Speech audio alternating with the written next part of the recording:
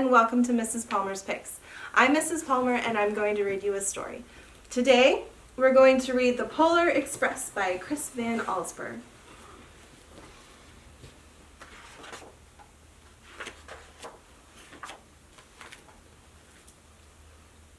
On Christmas Eve, many years ago, I lay quietly in my bed. I did not rustle the sheets. I breathed slowly and silently. I was listening for a sound a friend had told me I'd never hear, the ringing bells of Santa's sleigh. There is no Santa, my friend had insisted, but I knew he was wrong. Late that night I did hear sounds, though not of ringing bells. From outside came the sounds of hissing steam and squeaking metal. I looked through my window and saw a train standing perfectly still in front of my house. It was wrapped in an apron of steam. Snowflakes fell lightly around it. A conductor stood at the open door of one of the cars. He took a large pocket watch from his vest, then looked up at my window. I put on my slippers and robe. I tiptoed downstairs and out the door. "All aboard!" the conductor cried out. I ran up to him. "Well," he said, "are you coming?" "Where?" I asked. "Why, to the North Pole, of course," was his answer. "This is the Polar Express." I took his outstretched hand and he pulled me aboard. The train was filled with other children, all in their pajamas and nightgowns. We sang Christmas carols and ate candies with nugget centers as white as snow. We drank hot cocoa as thick and as rich as melted chocolate bars. Outside, the lights of towns and villages flickered in the distance as the Polar Express raced northward. Soon there were no more lights to be seen. We traveled through cold, dark forests where lean wolves roamed and white-tailed rabbits hid from our train as it thundered through the quiet wilderness. We climbed a mountain so high it seemed as if we would scrape the moon, but the Polar Express never slowed down. Faster and faster we ran along, rolling over peaks and through valleys like a car on a roller coaster. The mountains turned into hills, the hills to snow-covered plains. We crossed a barren desert of ice, the great polar ice cap. Lights appeared in the distance. They looked like the lights of a strange ocean liner sailing on a frozen sea. "There," said the conductor, "is the North Pole."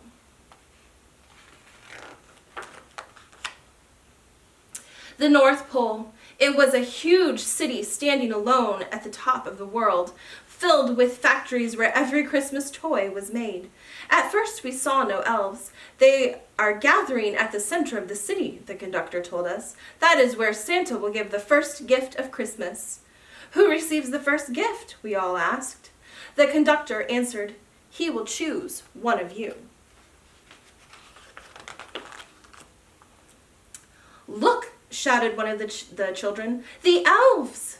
Outside we saw hundreds of elves. As our train drew closer to the center of the North Pole, we slowed to a crawl, so crowded were the streets with Santa's helpers. When the Polar Express could go no further, we stopped and the conductor led us outside.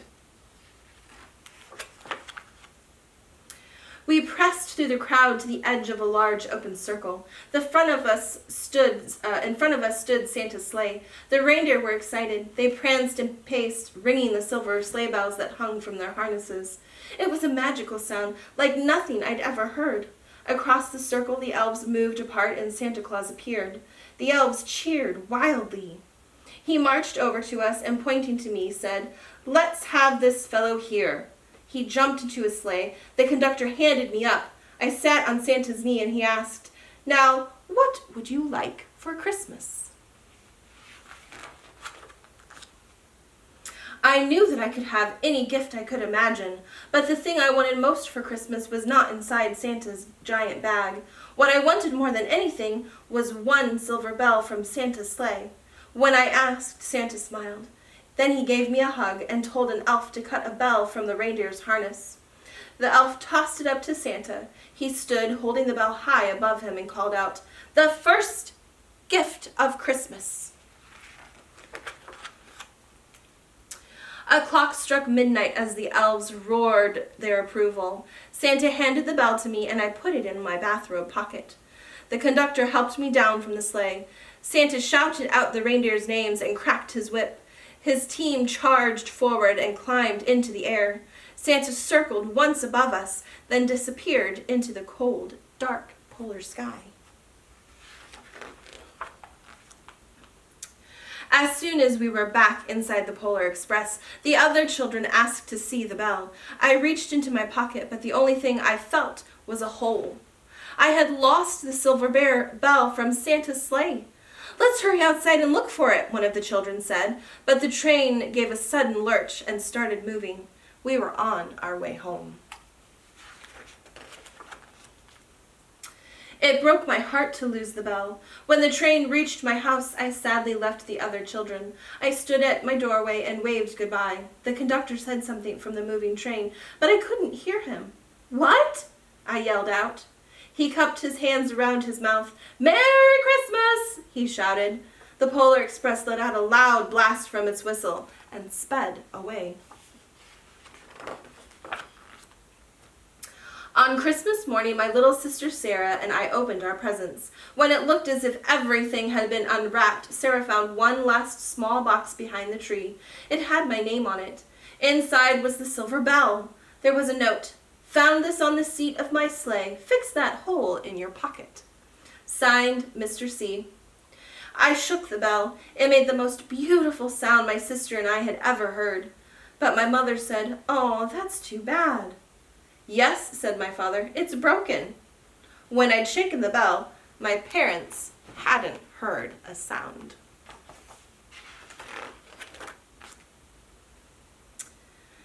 Let's see. At one time, most of my friends could hear the bell, but as years passed, it fell silent for all of them. Even Sarah found one Christmas that she could no longer hear its sweet sound. Though I've grown old, the bell still rings for me, as it does for all who truly believe. I hope you liked this story. If you did, check it out at your local library. Thanks. Bye.